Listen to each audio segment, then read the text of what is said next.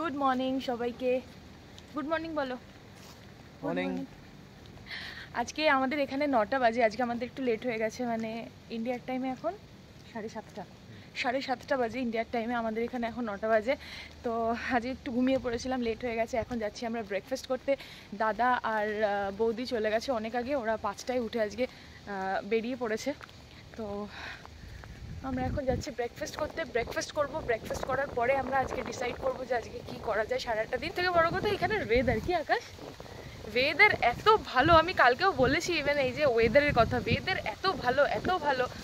ওয়েদারের জন্যই এখানে মানে আলাদাই রকম ফিল আসছে। সকালের দিকে একদম সকালের দিকে বৃষ্টি হচ্ছে, আর যখন মানুষের বেরোবার টাইম তখন বৃষ্টিটা কমিয়ে দিচ্ছে, শুধু ক্লাউডি আর তার সঙ্গে দিচ্ছে হাওয়া। মানে এর থেকে ভালো ওয়েদার বোধহয় আর কোথাও হতে পারে না। আমরা ভাবছিলাম যে কতই না গরম হবে, কতই না আমাদের প্রবলেম হবে, কষ্ট হবে, কিন্তু মানে খুব ভালো লাগছে, খুব ভালো লাগছে। ওই দেখো ক্রিস্টিনা দেখা যাচ্ছে, ক্রিস্টিনাকে মেবি ওটাই, হ্যাঁ ওটাই Christina. We are late today. Okay. Where are you going? Oil wash.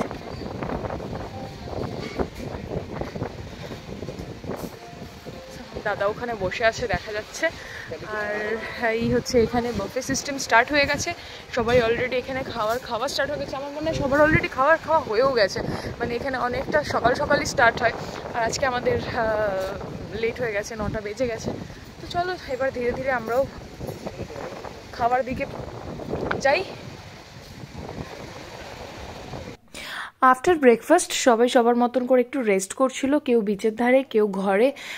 আর আমি একটা সাইকেল নিয়ে বেরিয়ে পড়লাম রিসর্টটা একটু এক্সপ্লোর করার জন্য, কারণ আগের দিন অর্ধেকটা দেখা হয়েছে, আরও অর্ধেকটা বাকি ছিল, সেইটুকু দেখার জন্য বেরোলাম।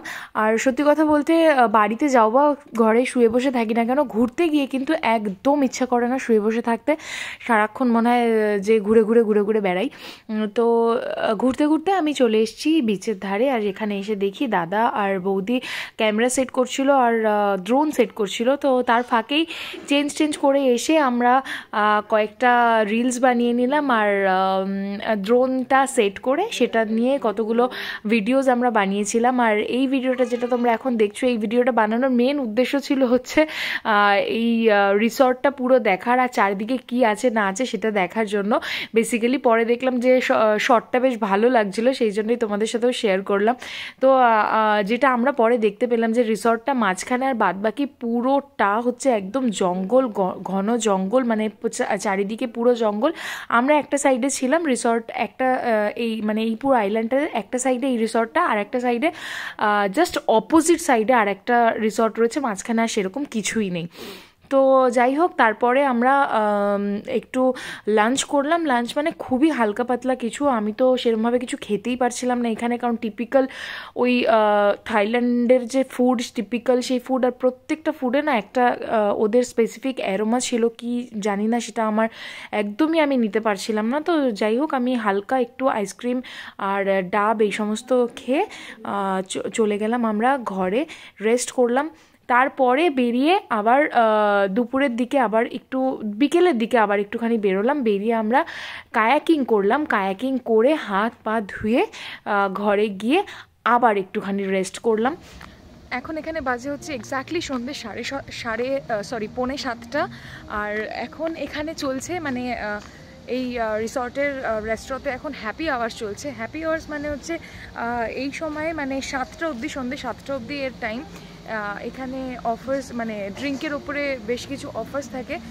তো আমরা এখন ওখানেই যাচ্ছি। রেস্টুরেন্টে ঢুকে দেখলাম এখানে লাইভ মিউজিক চলছে, আর যে যার মতন করে বেশ রিল্যাক্স করছে। I'm coming back home.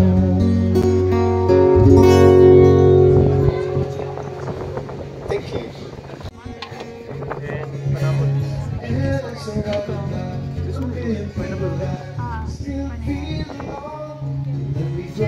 Drone সন্ধ্যের পরটা আর এখানে সেরকমভাবে কোনো অ্যাক্টিভিটিস থাকে না। সন্ধ্যের পরে জাস্ট বিচের ধারে বসে রেস্টুরেন্টের কাছে বসে হালকা কিছু ড্রিঙ্ক নিতে পারো, হালকা খাবার খেতে পারো, আর বসে বসে জাস্ট হালকা মিউজিক শোনো আর নিজের মতন করে টাইম স্পেন্ড করো। এটাই ওখানকার অ্যাক্টিভিটিস সন্ধ্যের পরে।